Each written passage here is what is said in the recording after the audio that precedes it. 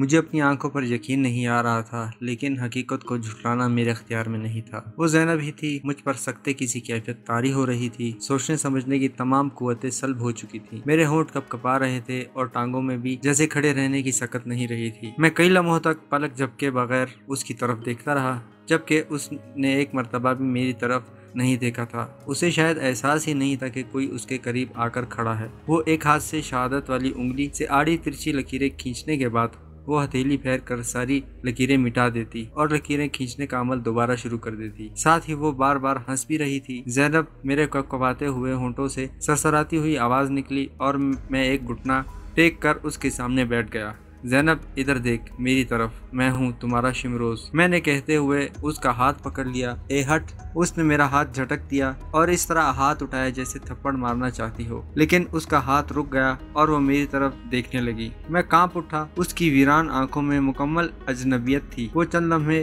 مجھے گھورتی رہی، پھر کہکہے لگانے لگی اور پھر اچانک مٹھی بھر مٹی اٹھا کر اپنے سر پر ڈال لی۔ یہ کیا کر رہی ہو؟ میں نے اس کا ہاتھ پکڑ لیا۔ مجھے پہچانو زینب، میں تمہارا بھائی ہوں شمروز، ہوش میں آؤ زینب۔ وہ کہکہے لگاتے ہوئے اپنا ہاتھ چھڑانے کی کوشش کر رہی تھی۔ میں سمجھ گیا تھا کہ وہ مکمل ذہنی طور پر مفلوج ہو چکی ہے۔ وہ تو شاید اب اپنے آپ کو بھی نہیں پہچانتی تھی۔ آس پاس سے گزرتے ہوئے لوگ ہماری طرف دیکھ رہے تھے۔ ایک ادھیڑ عمر آدمی ہمارے قریب رک گیا۔ کیوں پریشان کر رہے ہو بیچاری کو؟ اسے چھوڑ دو اس کے حال پر، اس نے میری طرف دیکھتے ہوئے کہا۔ اس کے لہجے میں سرزنش تھی۔ میں اسے پریشان نہیں کر رہا، یہ میری بہن زینب ہے۔ میں نے سر اٹھا کر اس شخص کی طرف دیکھا۔ کیا؟ وہ اچھل پڑا۔ تمہاری بہن؟ اس کے لہجے میں شدید حیرت تھی۔ یہ تو پچھلے 3 مہینوں سے اس شہر میں ہے، کبھی ایک سڑک پر نظر آتی ہے تو کبھی دوسری سڑک پر۔ لوگ ترس کھا کر اسے کچھ نہ کچھ کھانے کو دے دیتے ہیں۔ تم کہہ رہے ہو کہ تمہاری بہن ہے؟ پہلے کہاں تھے تم؟ وہ شخص مجھے اس طرح گھور رہا تھا جیسے اسے میری بات کا یقین نہ آ رہا ہو۔ میرا نام شمروز ہے، میں ایک مجاہد ہوں، میں نے جواب دیا۔ چند مہینے پہلے بھارتی فوجیوں نے ہمارے گاؤں سوپور پر حملہ کیا تھا۔ میرے ماں باپ اور ایک بہن شہید ہو گئے تھے اور اسے وہ درندے اٹھا کر لے گئے تھے۔ میں اسے تلاش کرتا رہا مگر اس کا سراغ نہیں ملا۔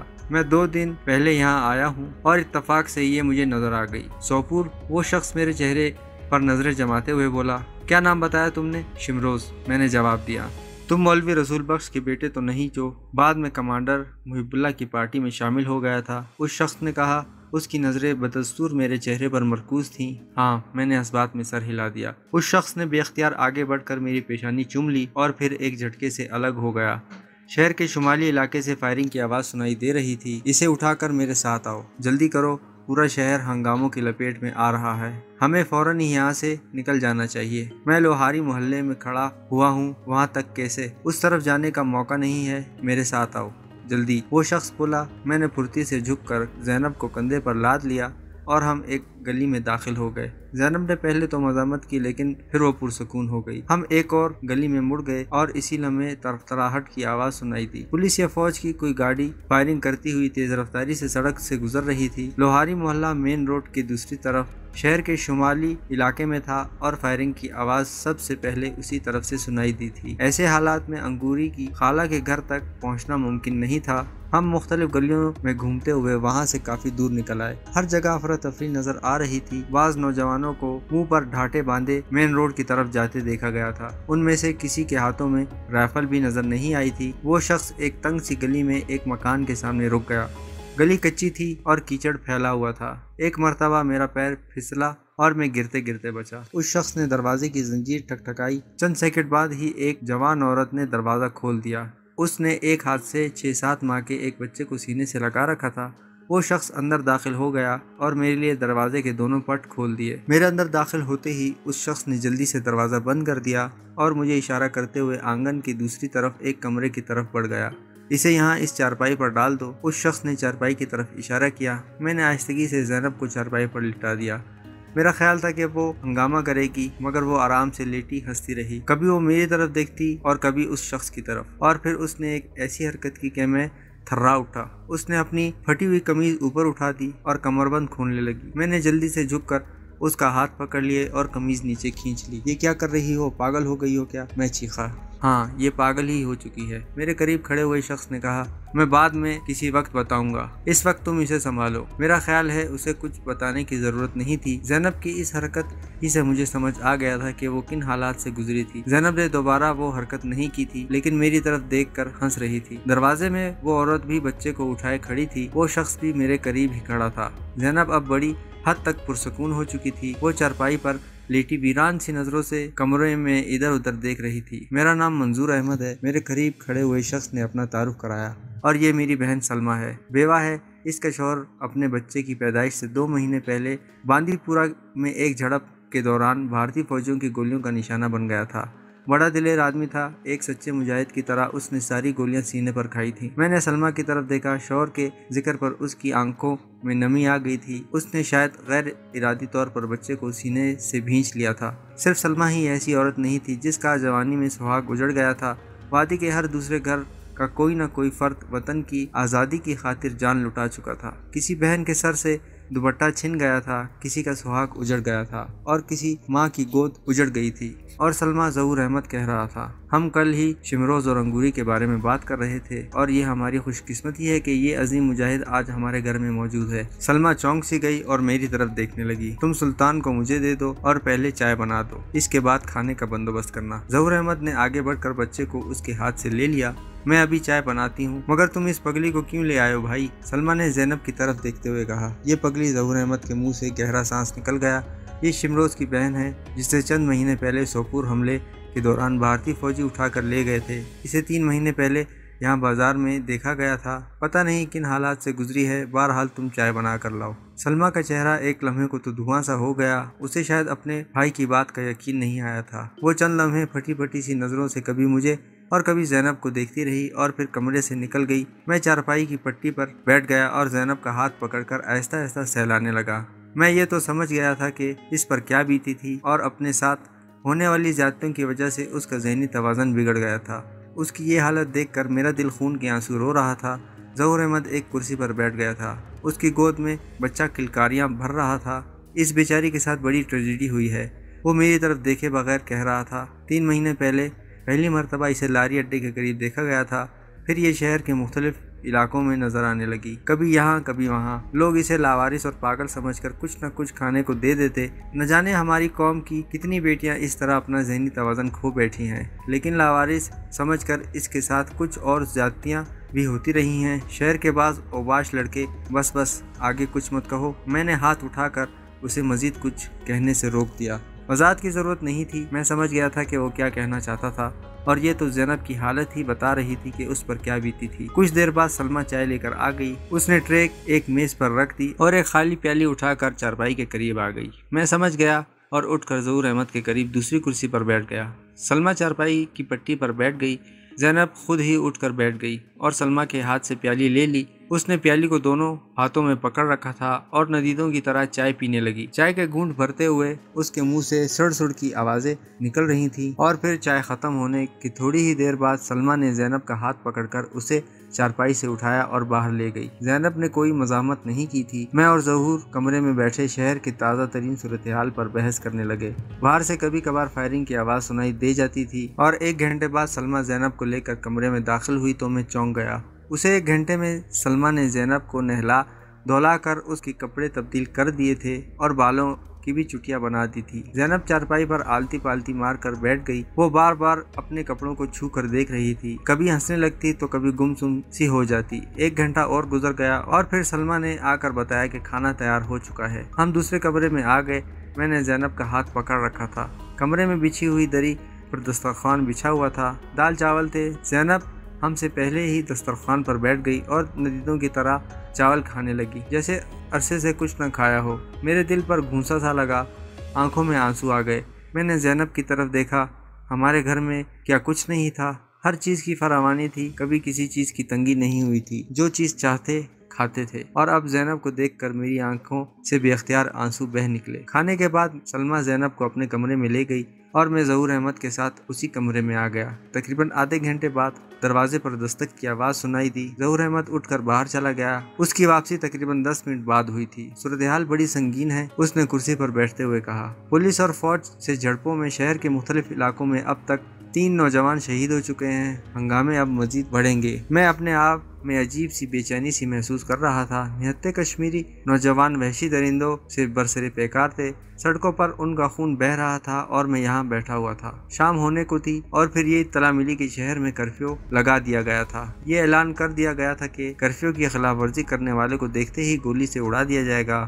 اب میری پریشانی بڑھ گئی تھی۔ میں صبح 9 بجے کے قریب گھر سے نکلا تھا اور انگوری سے کہہ کر آیا تھا کہ 2-2.5 گھنٹوں میں واپس آ جاؤں گا، مگر اب شام ہو رہی تھی۔ انگوری اور اس کے خالو وغیرہ یقیناً پریشان ہو رہے ہوں گے۔ میں نے ظہور احمد سے اس پریشانی کا ذکر کیا تو وہ بولا، کوئی بات نہیں، میں مشتاق حسین کے گھر اطلاع بھجوا دیتا ہوں کہ تم خیریت سے ہو۔ کرفیو لگ چکا ہے، باہر نکلنا خطرناک ہوگا۔ میں نے کہا، تم اس کی پرواہ مت کرو۔ ظہور احمد مسکرا دیا۔ ہمارے نوجوان ایسے راستوں سے واقف ہیں کہ وہ کرفیو میں بھی شہر کے ایک کونے سے دوسرے کونے تک پہنچ سکتے ہیں۔ وہ اٹھ کر باہر چلا گیا۔ اس کی واپسی تقریباً آدھے گھنٹے بعد ہوئی تھی۔ میں نے 2 لڑکوں کو بھیج دیا ہے، اس نے میرے سامنے کرسی پر بیٹھتے ہوئے کہا۔ زیادہ سے زیادہ آدھے گھنٹے میں وہ مشتاق کے گھر پر اطلاع پہنچا دیں گے۔ باہر شام کا اندھیرا گہرا ہو چکا تھا۔ سلمیٰ نے ہمیں چائے لا دی تھی اور رات کا کھانے کی تیاری کرنے لگی تھی۔ زینب سو گئی تھی۔ میں چائے کی چسکیاں لیتے ہوئے زینب ہی کے بارے میں سوچتا رہا، کیا اب یہ کبھی ٹھیک ہو سکے گی؟ تقریباً 2 گھنٹے بعد دروازے پر دستک کی آواز ابھری۔ میں بھی ظہور احمد کے ساتھ ہی کمرے سے باہر نکل آیا۔ میں تو برآمدے میں رک گیا اور ظہور احمد نے آگے بڑھ کر باہر کا دروازہ کھول دیا۔ ایک نوجوان لڑکے کے ساتھ انگوری کو اندر داخل ہوتے دیکھ کر میں اچھل پڑا۔ ارے تم! میں تیزی سے آگے بڑھا۔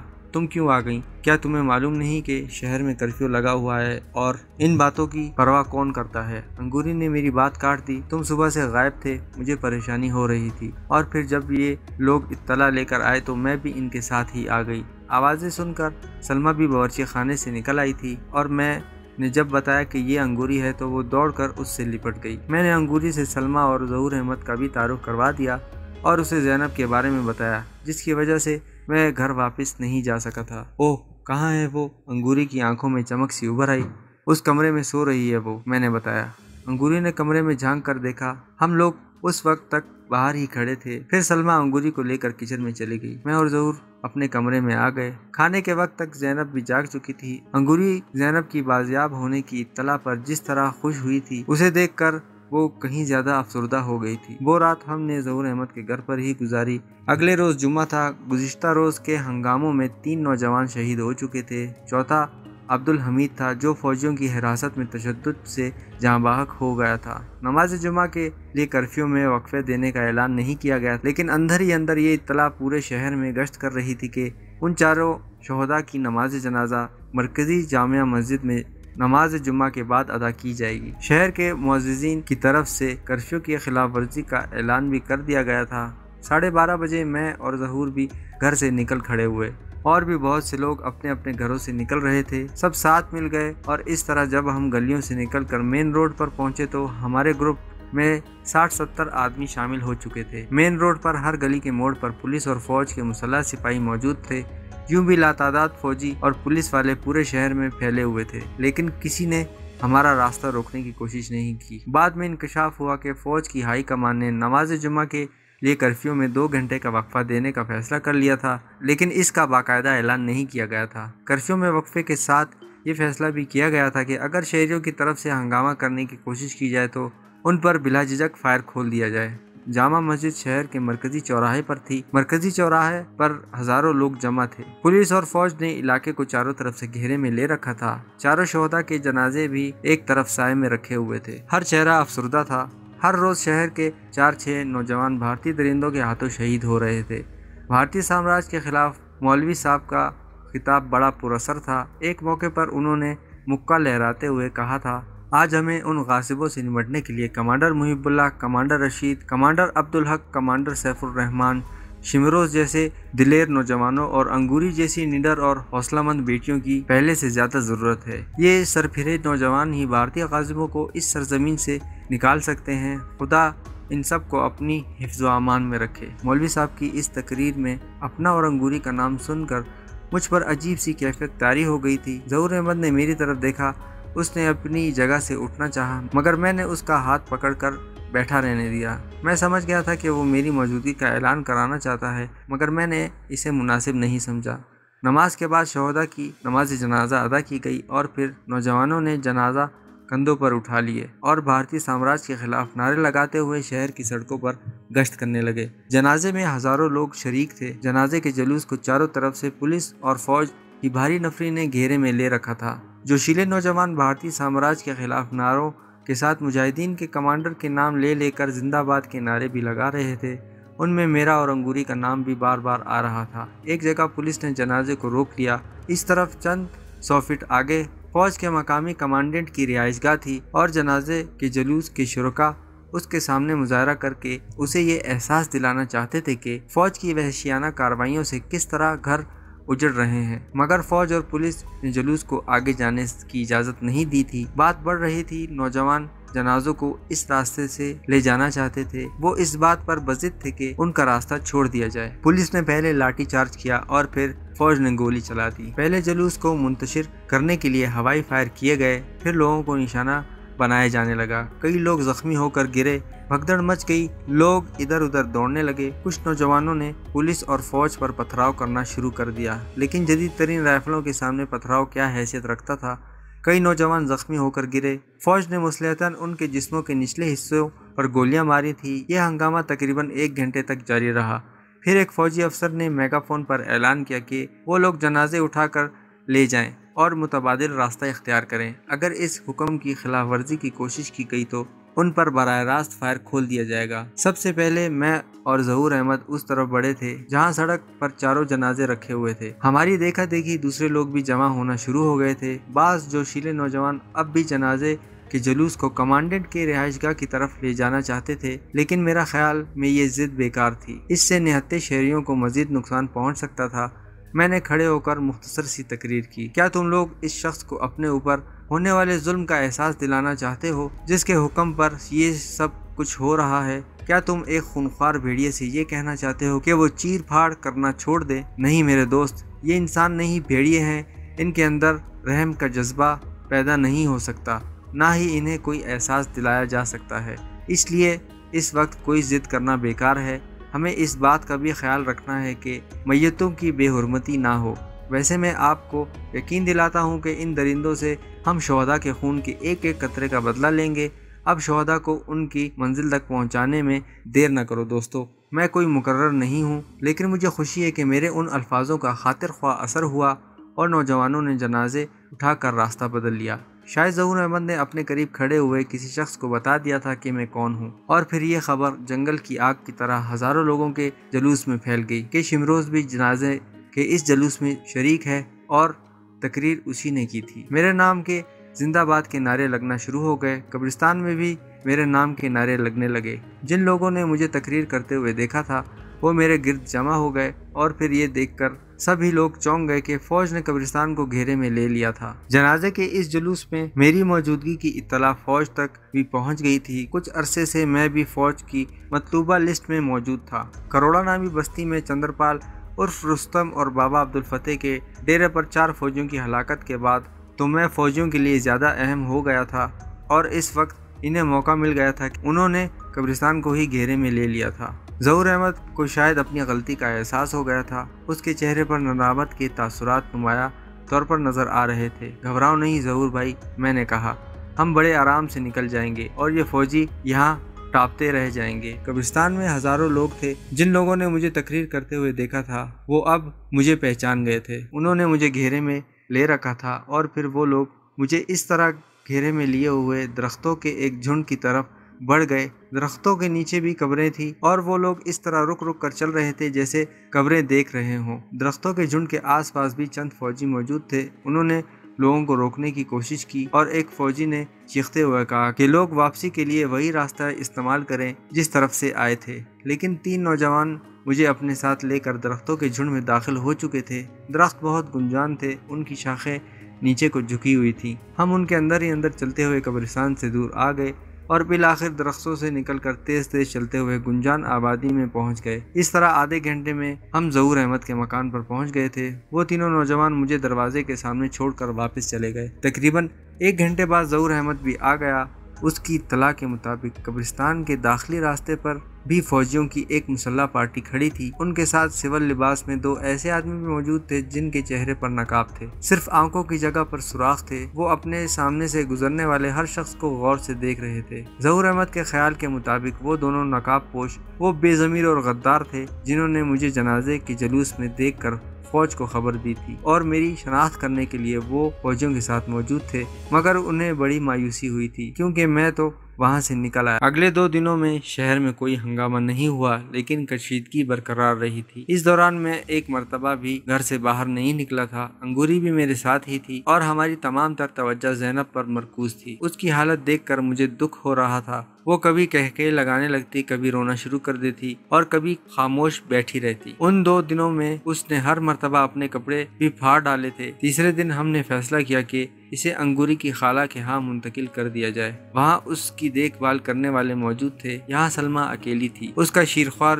بچہ بھی تھا، اس کے لیے زینب کو سنبھالنا مشکل ہو رہا تھا۔ اور پھر اگلے ہی روز ناشتے کے تھوڑی ہی دیر بعد ہم ظہور احمد کے گھر سے نکل کھڑے ہوئے۔ ظہور احمد بھی ہمارے ساتھ تھا۔ زینب کو ایک طرف سے میں نے اور دوسری طرف سے انگوری نے سہارا دے رکھا تھا۔ ہمیں اسے ساتھ لے جانے میں کوئی دشواری پیش نہیں آئی۔ وہ بڑے آرام سے ہمارے ساتھ چل رہی تھی۔ ہم گلیوں سے نکل کر جیسے ہی مین روڈ پر پہنچے تو زینب نے اچانک ہی جھٹکا دے کر اپنے آپ کو ہم سے چھڑا لیا اور کہکے لگاتی ہوئی سڑک کی طرف دوڑی۔ دائیں طرف سے فوج کی ایک تیز رفتار جیپ آ رہی تھی۔ زینب سڑک کے وسط میں پہنچ چکی تھی۔ میں اسے پکڑنے کے لیے اس کے پیچھے دوڑ رہا تھا اور پھر ایک زوردار دھماکہ ہوا۔ وہ فوجی جیپ زینب سے ٹکرائی اور اسے اپنے ساتھ گھسیٹتی ہوئی لے گئی۔ میں ایک جھٹکے سے رک گیا، میرا دماغ سن ہو گیا تھا اور میں پھٹی پھٹی نظروں سے جیپ کے نیچے زینب کی کچلی ہوئی لاش کو دیکھ رہا تھا۔